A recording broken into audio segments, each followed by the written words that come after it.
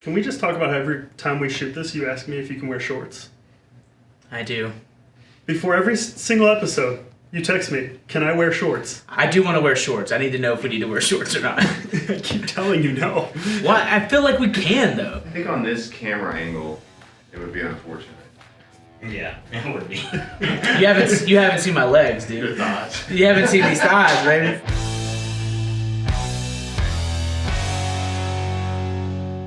Hi, I'm Zach. And I'm Erik. Welcome to another episode of Open Comms, brought to you by Car Amigo, the easiest way to sell your car on the internet. We're going to talk about some military issues. We're going to talk about summer getting started. We've got a lot to catch up on. Aliens are right, Erik was wrong, and some other things that are really important. Let's get into it. Let's go. You can't wear shorts. I can wear shorts. This is a professional... I don't know. I mean, it's not that professional, but it's professional enough that you should probably not be... I'm professional. Balls out in some chubbies, because I know that's exactly what you want to wear. No, I actually have some new shorts from, what is it, Kilo? Yeah, there's some Woodlands. Bro, I'm about to do it. Is there a liner at least? No. No.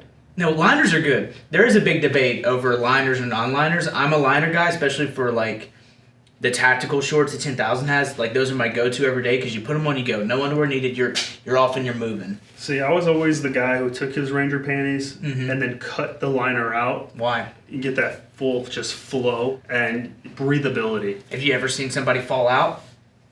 Yeah, That was me. No, I'm saying, like, I saw a guy, like, it ripped. The inner thing ripped once in high school. Yes, that is a true story. We've never talked about this before. Yeah, dude, like, he told me you have to wear underwear as a dude because, like, he was running and then, like... I'm sorry. His inner liner cut and then he had a full thing. Had to go to the doctor, all that. Got contortion. From running. Contortion? Contortion? Yeah, that's a Twisted? thing, but usually it's your balls twisting out your ball sack. Yes. Busting. I don't use the vulgar language you do. But People at home need to know what you're talking about. Testicular torsion? Yeah.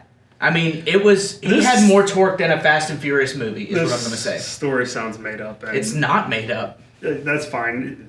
I think that non-liner folks probably outnumber the liner folks, but I could be wrong. Dude, I'm not doing this right now. Okay. But summer has started. We kicked it off in a big way. We did. We went down to the Nashville Sound Stadium for the Folds of Honor event, the celebrity tournament. It was celebrities there. You explained to me who everyone was.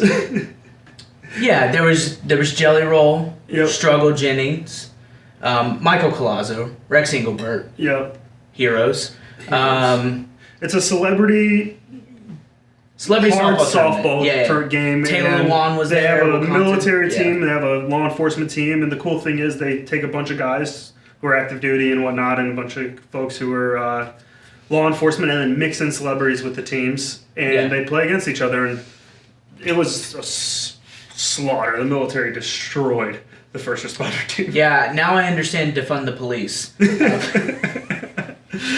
Just kidding. Don't do it. Don't do it. All right, Zach got canceled. No. 3 episodes in. Yeah. Well, no. It was actually a lot of fun. It was a blast. And Folds of Honor is a nonprofit, just so you know. So all the funds were going to Folds of Honor, where they provide scholarships for. Originally, it was just military, either Gold Star families or disabled families of disabled veterans. They would provide scholarships for their wives, spouses, or children. Yeah. And they've recently expanded to first responders as well. Yeah, they expanded their mission in a big way. It's an amazing organization. It was really cool to be there, actually. Yeah. Check out Folds of Honor. Check out Folds of Honor. It was fun. So we were there the whole game. It was actually pretty fun. Y'all left. You abandoned me. I did not abandon you. You abandoned me. Yeah, I did not abandon you. We were all in the stands. We were all there. Zach did some head nod to someone on the field, and all of a sudden Zach's getting escorted onto the field with him and his daughter. And then I looked like just a sad little cartoon character with big gloomy eyes. This is not true. This is not watching true. him abandon me. This is not true. So what really happened was Brantley Gilbert, shameless name drop, that is his name. His manager's an incredible guy, Aaron, and he and I've we've known each other for a while. We got introduced through some mutual acquaintances, and then he was like, "Hey, come on, I want to introduce you to some people." And I was like, "Yeah, I don't have a pass. I couldn't get to him in the dugout or whatever." And then he walked clean over to the stands And that was like right when you were leaving. Fought through a crowd of people trying to get autographs. And Zach just like... He literally waves at me and he says, hey, grab your daughter. And like I just put her on the field and we hopped the fence and she got to meet a hero of hers, Sean Johnson. That was really Olympic close. I saw the athlete. picture. That was actually like, if there's anything in life that's like worth it, it's those moments with your kids where you're like, yeah, this is like core memory. We had some donuts, we had a good time, and she got to meet some really cool people. Absolutely. And so that was our official launch this summer. I heard you had a Samuel L. Jackson moment. I did have a Samuel L. Jackson moment. Snakes were on the plane and snakes were in my trees. So it's not late. It's like 9 o'clock. It was dark out. It was dark out, and I hear this bird just going crazy. Like it's just, and I look up there, and my youngest again, she's like, "What is it?" And I was like, "Oh, there's a bird in the tree." I get a flashlight. Bro, there's a snake in this nest, and like we both lose it, and I'm like, ah! And so I go and grab my Crossman Air BB gun and just start piecing that snake out of the tree. She's like, "Dad, what are you doing?" I'm just like, doo, doo. This is my Braveheart moment. Just do. It falls down. I then go over to try and put a few more rounds in it. Bro, that snake, like, it's just like literally took every BB that I could put into it. And like I turned around because my other daughter's coming home, right? And my wife's like, whatever you do, like, don't be doing anything weird when like people get here, because like all they'll see is me in my backyard with a machete and an M4, and I'm like, hi girls, welcome back from cheer. All these girls coming over to your house. What is your dad doing? I'm like, I'm protecting this land. Zach's in the back just swearing off. I'm just back there. I mean, it looked like Rambo, the GWAT version. She texts you, babe, just be natural. I was. Meanwhile, you're back there and you're just putting on cami paint. Camo shorts and a BB gun just spraying. You know, Fortunate Sons playing in the background. I need to see the video. All right, fine. I'll give it. Am I safe with the door open? Shut it. Play that again. Yeah, hang on. Bro, His daughter says, am I safe with the door open? And in his most stern voice, shut it. Egress, ingress. You don't want anyone to get out, bro. You gotta close that kill box. No squirters. Bro, no squirters. Closing the kill box. Am I safe with the door open? Shut it. Look at that. Do you have a light mounted onto this BB gun? No, headlamp. My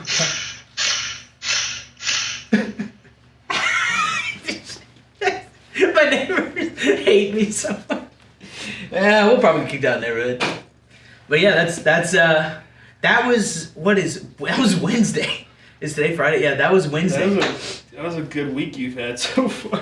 It's a good week we had so far, and of course, this week is something that we can all never forget. It is the anniversary of D-Day. Just check. I love this video.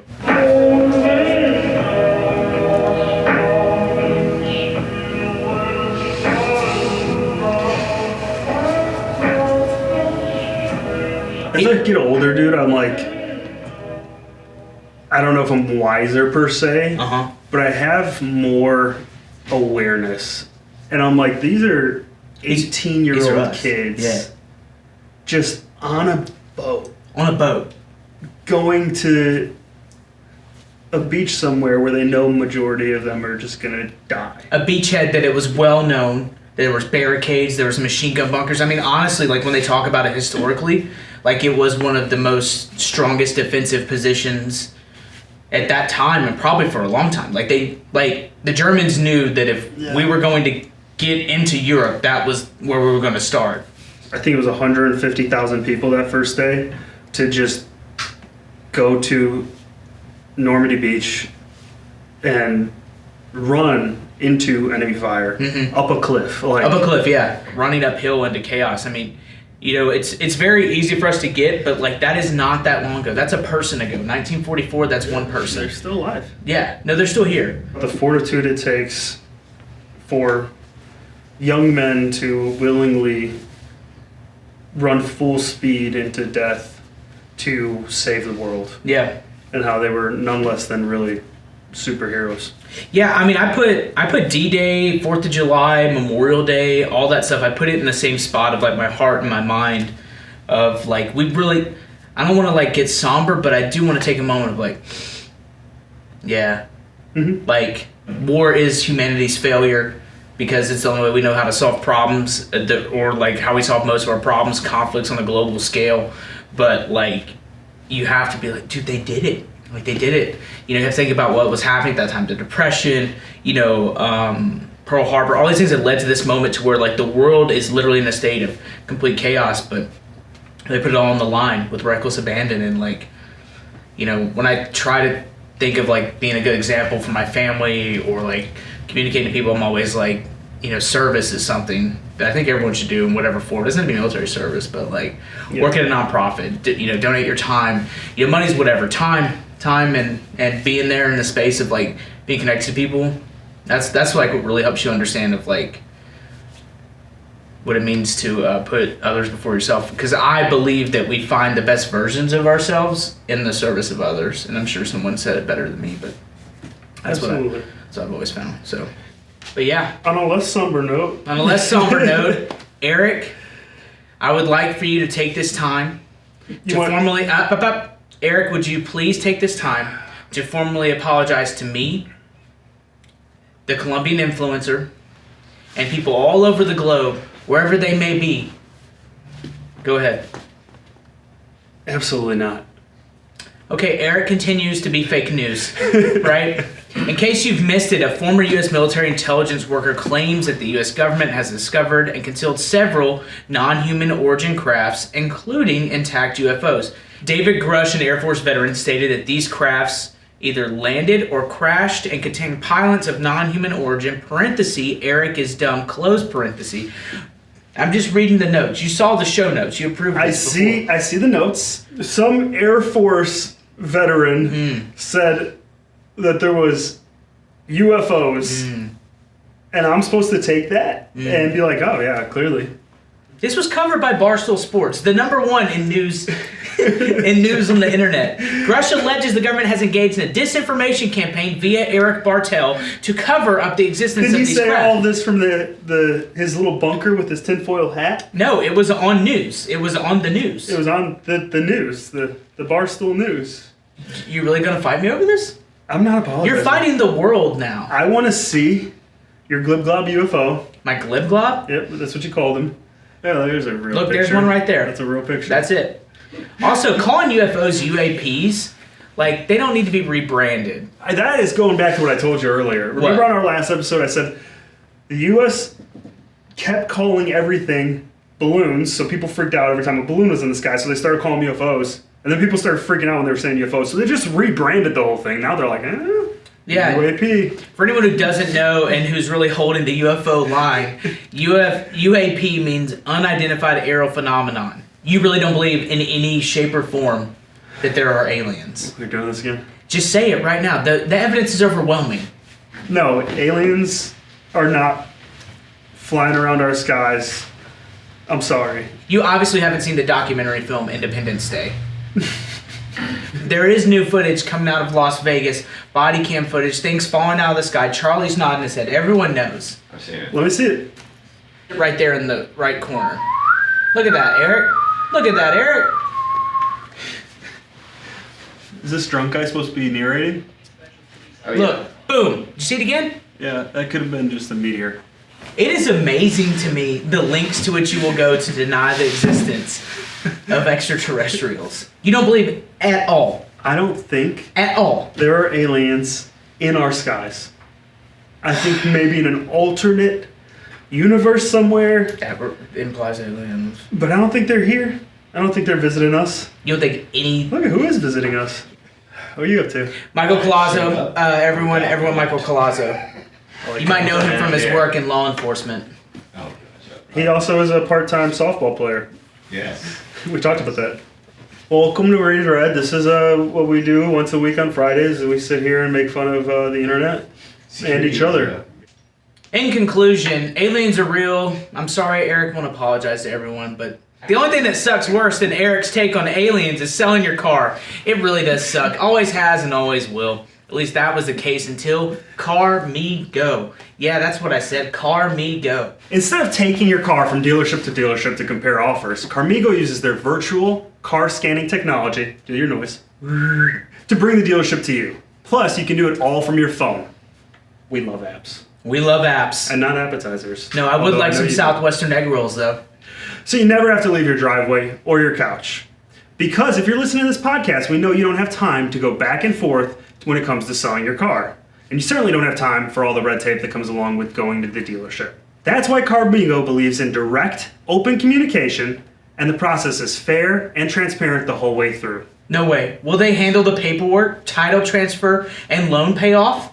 And they'll even pick it up. Tell me more. So next time you need to sell your car, remember there's only one company that's focused on making it easier, and that company is Carmigo. Carmigo, they'll list in 15 minutes, sell in a day, and entirely risk-free. Carmigo, car selling made easy. And the best part of it, What is it?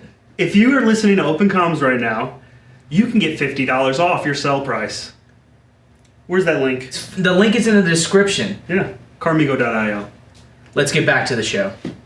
So the Navy fired another commander. The Navy is losing more skippers than they know what to do. I mean, it's like, what was the movie? Gilligan's Island. Like, yeah, dude.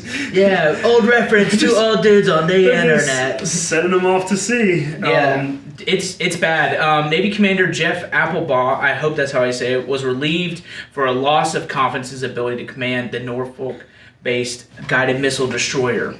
It's just weird. Last week we talked about the previous commander getting relieved. Yes. No justification, just they keep saying that it's a Loss of confidence. loss of confidence. Which And is a this generic week- term, right? You're an Yeah. officer. Translate that for us. That's we don't need to tell you, we don't want to tell you. But this week it's the exact same case. They fired another commander, same thing. Hey, loss of confidence is a blanket term. And the difference though this week is it seems like this commander is just got a ton of support from his ship. Yeah, in stark contrast to all the other firings, relieves of command, whatever you want to call it, it's actually a big deal and a real dark spot on anyone's career, because to get a ship in the Navy is a big deal. It's a base. There's no other way around it. It's a big deal. It's what you make your career off of. Most of them fight to get there. Everyone loves this guy. Like, they're going out of their way to say how much they really cared about him, what a great leader he was. Their Facebook page penned a whole little note saying how appreciative they are for his command, and so it's just like, what is going on in the Navy right now? I have no idea, and I've reached out to some people at Task and Purpose to see if they have any back channel communications on it. And to find out more about this article, go to taskandpurpose.com. But no one's really saying anything other than everyone loved him and they don't know why it happened. Like you mentioned the comment, thank you for your dedication, your kindness, your professionalism, your compassion, your understanding, your commitment to the ship and its crew, and the safety and well-being, your knowledge and your mentorship. Most of all, thank you for always putting the ship and the crew first. Good luck. We continue to get stout, ready for battle. That's what his sailors are saying. Yeah. Of all the other people that are getting relieved of command, no one else has said anything like that. I don't know, it's kind of a bummer. I think a lot of it signals a kind of end of an era of, like, what I can only describe as like combat leadership to regular leadership, but like, I don't know. You know who does? I'm sure someone who's going to be in the comments is going to give us some. I want to know. Some please, content. Yeah, please tell us everything you know about this. I would love to learn more about the situation because, I mean, it sounds like he was an incredible leader and he needs to be recognized for what he did. Yeah. And something needs to be brought to light because at this point the Navy's just laying off commanders of ships, not telling anyone why, and it doesn't seem to be a direction or reason for where they're going. No, the only thing they know they're doing is they're continuing to remove leaders, and it's not good. That's the last thing they need to do, especially when they're being supported like this. Absolutely. Okay, on to something more difficult to talk about, but we have to talk about it. It's something that has to be said. A soldier recently died on active duty, and the military is using a loophole to deny medical malpractice. So Private Caleb Smither died in his barracks room over a 4-day weekend. He had gone to sick call multiple times. He had gone to the ER, and they pretty much told him to just get rest. This was at Fort Bragg, now called Fort Liberty. Yes. And his command had tried, it sounds like, to figure out a way to check in with him while he was resting in his room over the 4-day, and in reality, I don't think that happened because I believe after the 4-day on Tuesday, that's when they found him deceased in his room, and there's definitely some shouts of malpractice from his family and from people who were near and dear. Yeah, he hit his head on a radiator or something in motor pool and obviously got rocked. Yeah. And so the only response was, let's just send him to sick call and we'll go from there. January 14th, he went to sick call. January 21st, he was found dead in his room the next Tuesday. And the person who saw him, the physician that saw him in the ER on base, is actually a contractor, right? And so this is actually nothing new for the military in general. We've done this before. It's what security contractors do. They work for the government. They're not part of the government. So technically, as gross it is to say this, they are really not a part of the institution. They're just a vendor. They are a vendor. They're hired help. Yeah, they're hired help. That still doesn't mean that they shouldn't be held responsible, the physician or the military, for what happened. And so what they're saying now is because that was a contractor that he saw, Yeah. even though they didn't do the proper steps to make sure that he was screened and that he didn't have anything more serious going on, the DOD is not at fault. Yeah. Because that is the loophole, is that he wasn't a employee of the DOD, he was a contractor of the DOD. Yeah, so essentially they're trying to like wipe their hands clean of it, which is horrible and Not our disgusting. problem, is what they're saying. And this young man deserves so much better. Something that happened to him could have easily been prevented, and his death could have been avoided. And it's something we really want to try to bring attention to, because like the physician, his command, everyone's liable for this, and it could have been avoided. And I don't understand why it's not getting as much attention as it needs to, and so we're going to try and amplify that message as best we can. The least that everyone involved can do now is take this as a lesson, right? Like, someone died when they didn't have to. Yeah. There were steps that could have been put in place to prevent it, and now everyone's just trying to pretend that it's not their fault. When in reality, like, that's someone's son, someone's sibling. That was someone who raised their right hand just like each of us did and volunteered to join the military to take care of his country, but didn't get taken care of himself. Yeah. It's not something we're going to ignore. This is the type of things we're always going to try and discuss and bring light to the best that we can, because we deserve better and somebody has to do it. Absolutely. That is all we have today for Open Comms, but we do want to hear from you guys. We want to hear you guys in the comments telling us what you want us to talk about. Do you want us to dive deeper on some of the subjects we've hit? We are just laying out the news as it comes, one week after the other. But what we want is what you guys want to know about and what you guys want us to get into, because otherwise we're just going to be the news. Yeah, news you can trust. Two guys on the internet. We're doing the best we can. We're always here. Please like, comment, subscribe, and follow Rated Red and the podcast on any and all platforms, YouTube, and wherever you listen to podcasts. I'm Zach. I'm Erik. Thank you very much, and See you next week. yep.